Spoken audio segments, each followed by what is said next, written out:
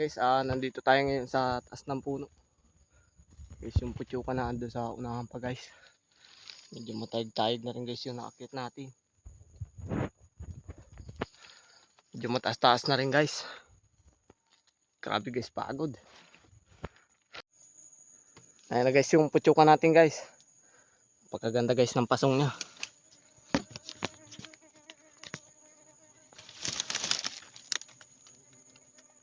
Ito guys yung pulot.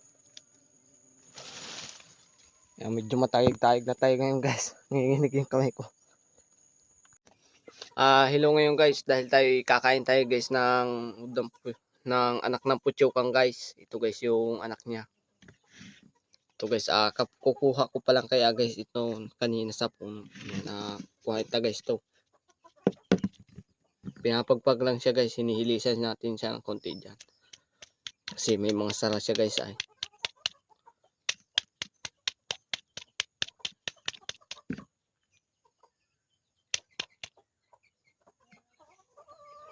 Ayan,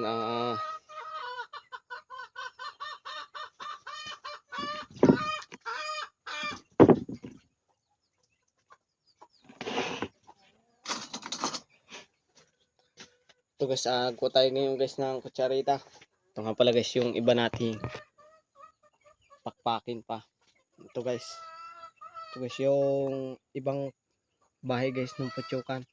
May mga tao pa siya guys. Ayan o. Ito guys, lagyan ta guys ito ng pulot. Ito guys yung pulot natin na nakuha kanina. Ayan, lagyan ta guys siya ng konti. Ayan, sabay haluin ta guys. Sarap guys nito. Hindi naman siya, okay lang naman siya guys kainin.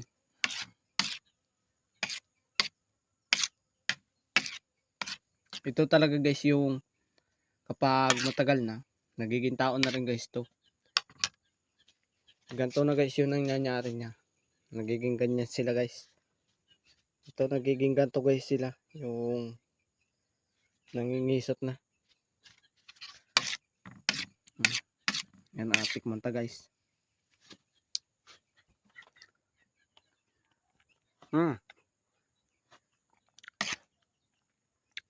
Ayos guys yung lasa. Perfect na perfect. Pero sa akin guys, kinakain ko to ngayon. Pero awan ko sa inyo guys kung kinakain ba ninyo rin ito. Guys oh.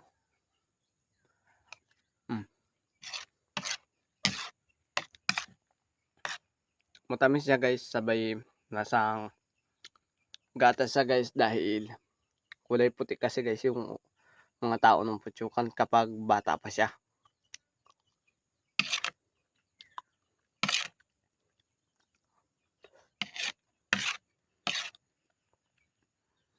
Ito naman guys yung pulot.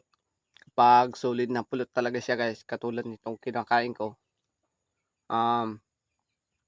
Ano guys, grabe kasi guys ang pasok ng vitamin sa katawan mo. Kaya medyo antokin ka talaga nito guys.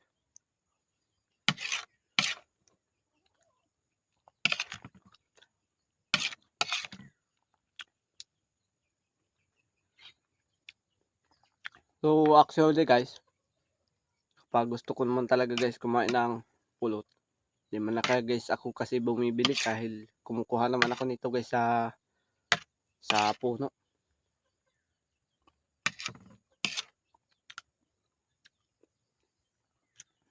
At ako na rin guys yung kumukuha nito, kaya alam ko guys na hindi naman madumi yung pagkakuha nito. Dahil ako rin naman ang may alam eh.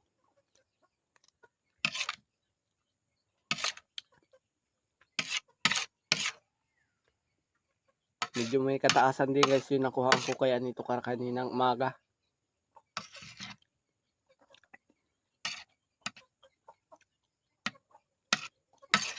Kala ko nga guys ay hindi ko kakayanin yung akyatin. Medyo mataas-taas kaya ay. Hanggang dito lang guys yung ating video. Ayan. Thank you po ulit sa panonood. Sana paki-like na lang ang video at paki-share. Mag-iwan na lang din po kayo dyan ng comment.